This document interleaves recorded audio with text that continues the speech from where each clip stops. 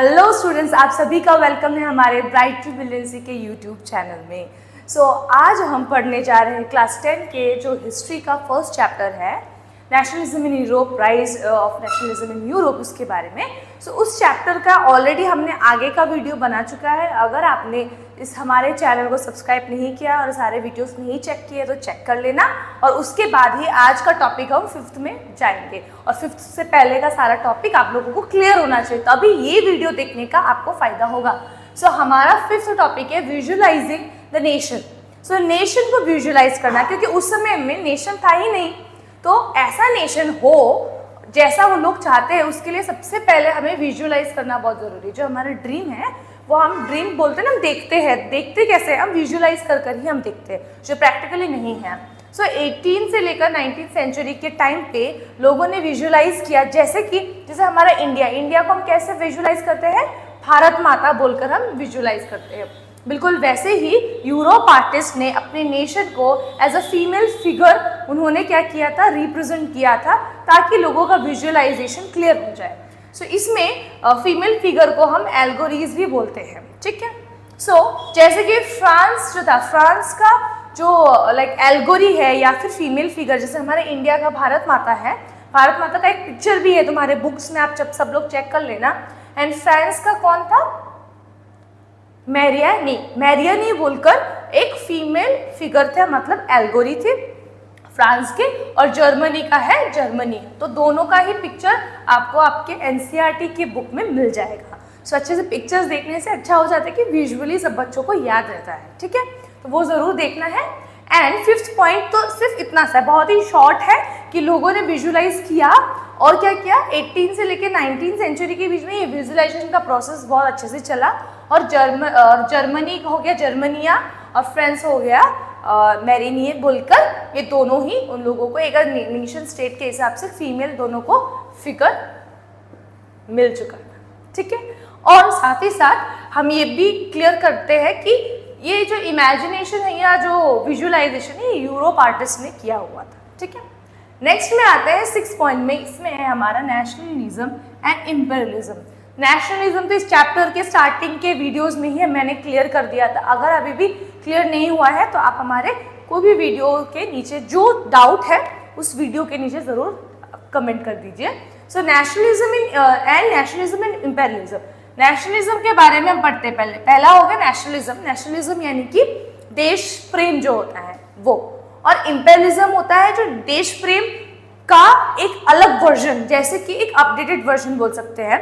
कि एक तो हो गया नेशनलिज्म, मतलब अपना नेशन स्टेट बनाना या नेशन बनाना, और इम्पेरियलिज्म क्या होता है कि अपने देश को बनाने के लिए जो लोग स्ट्रगल करते हैं, एक इस तरीके से फीमेल फिगर बना देते हैं, एवरीथिंग, हर वो स्टेप आगे बढ़ाते हैं जिसके लिए उनको आगे जाना है। एंड ऑफ 19th सेंचुरी के एंड में क्या हुआ, नेशनलिज्म क्या हो बन गया, लोगों के अंदर नेशनलिज्म का फीलिंग तो था, बट वो इम्पेरियलिज्म बन गया। उसको एकदम हिंदी में अगर बोलेंगे साम्राज्यवाद, मतलब साम्राज्य बना लेना। नेशनलिज्म तो एक नेशन बनाना हो गया, और उसका जो मैंने जैसे भी बताया एक अपडेटेड वर्जन वो हो गया साम्राज्यवाद, मतलब एक पूरा का पूरा साम्राज्य बनाना लोगों का एम बन चुका था। यहाँ पे दिया है अ लार्ज नेशन, एक ऐसा बड़ा नेशन बिगन टू ऑक्यूपाई, जो ऑक्यूपाई कर ले, क्या कर ले, ऑक्यूपाई स्मॉल नेशन, छोटे छोटे नेशंस को ऑक्यूपाई कर ले, टू एक्सपेंड इट टेरिटरीज, अपने टेरिटरीज को, एंड पावर को बढ़ा दे, and this is called imperialism. उसको इम्पेरियलिज्म बोलते हैं। एग्जाम में अगर डेफिनेशन आए 1 या 2 मार्क्स का तो आप ये आंसर लिख सकते हैं, ठीक है। फिर आते हैं केस स्टडी के ऊपर। केस स्टडी बताया गया है बाल्कन रीजन, एक रीजन था आपके सभी के बुक्स में लिखा हुआ है, एक बाल्कन रीजन है, वहाँ का एक केस स्टडी हम पढ़ते हैं, ठीक है, जो कि पॉइंट्स में है। It was under the control of Ottoman empire, Ottoman empire के अंडर में पूरा या कंट्रोल में ये बाल्कन रीजन हुआ करता था।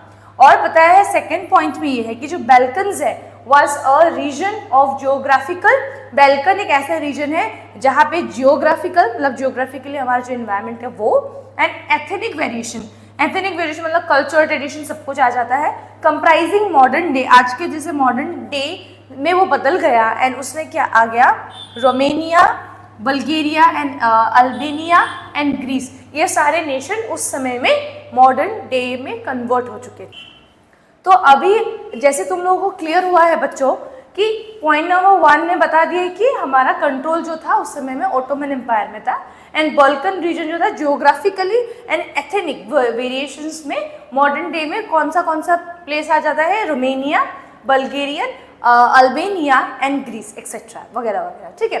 उसके बाद आते हैं हम, but due to the disintegration of the Ottoman empire, क्योंकि धीरे धीरे खत्म हो रहा था, 1 by 1 बल्कन के जो स्टेट्स थे broke away from its control, उनका कंट्रोल धीरे धीरे टूट रहा था, बिखर रहा था, एंड डिक्लेयर्ड इंडिपेंडेंस, उसके बाद वो इंडिपेंडेंट हो गए।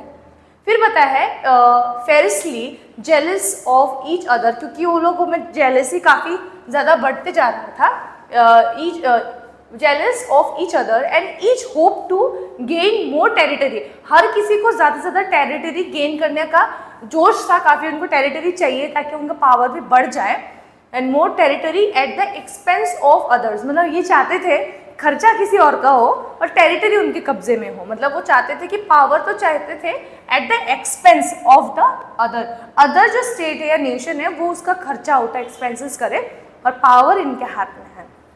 इस तरीके का उन लोगों का सोच था।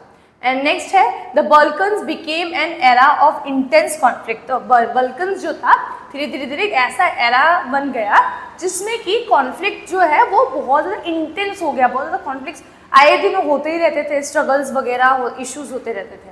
फिर है Russia, Germany, England, Austria, Hungary were keen to control over the Balkan, ये सारे ही नेशन स्टेट जो है क्या है बल्कन्स के साथ, बल्कन में कंट्रोल किन करना चाहते थे, टोटली बनाना चाहते थे। एंड नेक्स्ट है this lead to a series of wars, धीरे धीरे वॉर्स की सीरीज बनने लगे एक के बाद एक, and finally the first world war शुरू हो गया। इन सारी चीज़ों से ही, इस तरीके के स्ट्रगल के साथ साथ ये सारे नेशन स्टेट जो कि इतना अच्छे खासे नेशन नहीं बने थे, बनाने के लिए उन्होंने धीरे से वॉर जब शुरू हुआ, बनते वॉर के बाद ही फर्स्ट वर्ल्ड वॉर शुरू हो गया। और इसको हम एकदम एंड में बताएंगे कि एंटी इंपीरियल मूवमेंट जिसको कि कहा जाता है। एंटी इंपीरियल मतलब इंपीरियल का हमने इंपेरियलिज्म का मीनिंग समझा था साम्राज्यवाद, और एंटी इंपीरियल मतलब कि किसी का भी साम्राज्य ना हो, अपना अपना स्टेट होना चाहिए, अपना अपना नेशन या कंट्री होना चाहिए, ठीक है स्टूडेंट्स।